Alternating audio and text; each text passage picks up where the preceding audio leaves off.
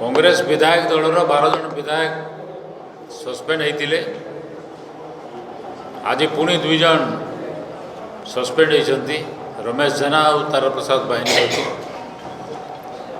तामाने असंवैधानिक भाव में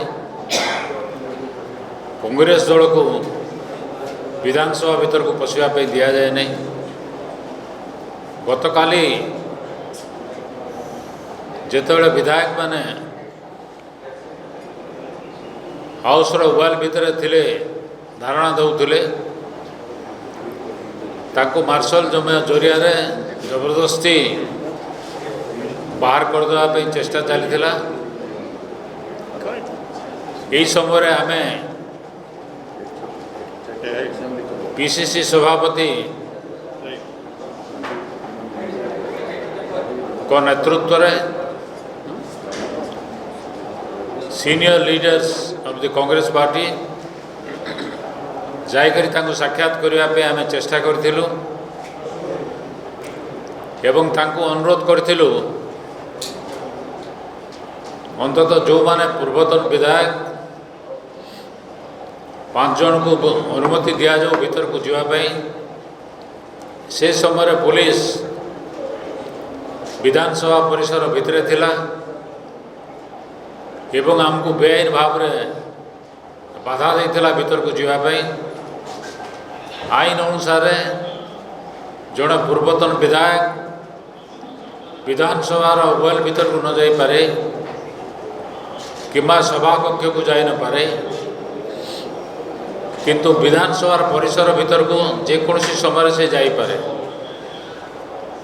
यहाँ आमर अभिज्ञता अच्छी यहाँ रूल्स ऑफ बिजनेस भी अच्छी यहाँ संविधान भी अच्छी आमको कई बाधा दे पारे ना उल्टा विधि व्यवस्था अनुसार बाचस्पतिर बिना अनुमति रे पुलिस असेंबली परिसर भीतर को जाई पारिबो नाही एवं पुलिस वाले जिते मना कले आमे ताको पचारिथिलु आपण को बाचस्पति अनुमति देइछन्ति कि भीतर को जावाई से माने कहले ना हमको अनुमति दिया है नहीं ताको पचरा जाइथिला जे आमको भीतर को न जावाई बाचस्पति किसी निर्देश देइछन्ति कि से कहले ना से भाया निर्देश लिखित आकार आम पाखे किसी ना ता माने हला जे आमर जीवार अधिकार थिला आमको जीवाई जेते दिगला आमको जीवाई दिगला नहीं जेते बुझे सुझे गले भी जेते आईन गत भाव में आगु जहाँ सब घटी जाइए तार परंपरा उदाहरण देला परी से मैंने जिद धरी बसिले से जा हो आम आपन को भीतर को पूरे देवु ना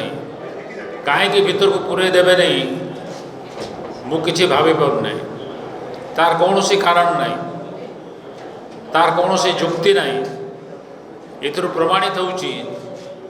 जे विधानसभा उपरे बाचस्पति किसी कर्तृत्व नहीं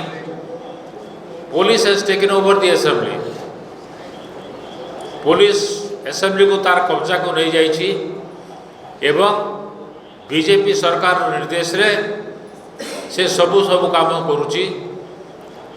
बाचस्पति को मु टेलीफोन रे कथा भी चेष्टा करी प्रथम रे तो एनगेज साउंड आसला ता परवर्ती भितर नो रिप्लाय बोली आसला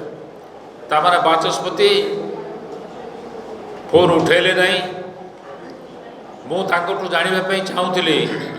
जे से पुलिस को अनुमति देइछन्ति कि विधानसभा परिसर भीतर को जावाई एवं आमे भीतर को जावाई आमको बारण करिसन्ति कि पुलिस तो कहला जे ना किसी निर्देश नहीं तथापि बाचस्पति सागर कथा चाहूली दृष्टि आकर्षण करने चाहूली कहीं आम पाक खबर आसला जे असेंबली भितर आमर जो एमएलए माने बसते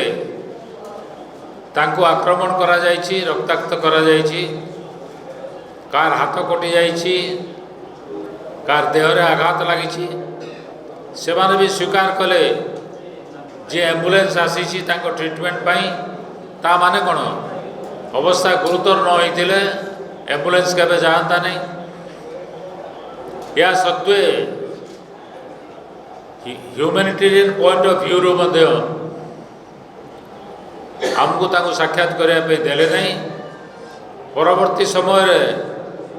ସମସ୍ତଙ୍କୁ ପୁଲିସ ସେଠୁ ଉଠେଇକରି ନେଇଗଲା ଏବଂ ଆଜି ଯାହା ହେଲା ତ ଆପଣମାନେ ପୁଣି ଶୁଣିଲେ। ଆଜି ସମ୍ପୂର୍ଣ୍ଣ ବିରୋଧୀ ଦଳ ମୋ ଯାହା ପାଖରେ ଖବର ଅଛି ବିଧାନସଭାକୁ ବୟକଟ୍ କରିଛି। ବିଜେଡ଼ି ବାଲା ମଧ୍ୟ ଯାଇନାହାନ୍ତି। ତ ଏକଛତ୍ରବାଦ ଶାସନ ଚାଲିଛି। କଂଗ୍ରେସ ବିଜେପି ଦଳ ଏକାକୀ ଗୃହ ଚଳାଇବା ପାଇଁ ଚାହିଁଛି। ଏଇଟା ଦ୍ୱାରା ସ୍ପଷ୍ଟ ପ୍ରମାଣିତ ହେଉଛି ଯେ ଗଣତନ୍ତ୍ରର ହତ୍ୟା କରାଯାଇଛି। କଂଗ୍ରେସ ଦଳ ୟାକୁ ନିନ୍ଦା କରୁଛି ଏବଂ ଏ ଏକଛତ୍ରବାଦ ବନ୍ଦ କରିବା ପାଇଁ ଗଣତନ୍ତ୍ରର ପ୍ରତିଷ୍ଠା କରିବା ପାଇଁ ଏବଂ ଆମ ଯେଉଁ କାରଣରୁ ଚାହୁଁଥିଲୁ ଗୃହ କମିଟି ଗଠନ କରିବା ପାଇଁ ତାକୁ ଗଠନ ନ କରିଦେବା ପାଇଁ ଆଜି କେହି ମନା କରିପାରିବେ ନାହିଁ ଯେ ନାରୀ ନିର୍ଯାତନା ଓଡ଼ିଶାରେ ଶୀର୍ଷ ସ୍ଥାନରେ ପହଞ୍ଚିଛି। ତାକୁ ସେମାନେ ମନା କରିପାରିବେ ନାହିଁ। ତାଙ୍କ ପାଖରେ କୌଣସି ତଥ୍ୟ ନାହିଁ ତାକୁ ବଞ୍ଚାଇବା ପାଇଁ। ସେଇଥିପାଇଁ ନା ହାଉସ୍ କମିଟି କରୁଛନ୍ତି ନା ଗୃହରେ ଆଲୋଚନା କରୁଛନ୍ତି। କେବଳ ତାଙ୍କର ଗୋଟିଏ ଜିଦି ମହିଳାମାନେ ଚୁଲିକୁ ଯାଆନ୍ତୁ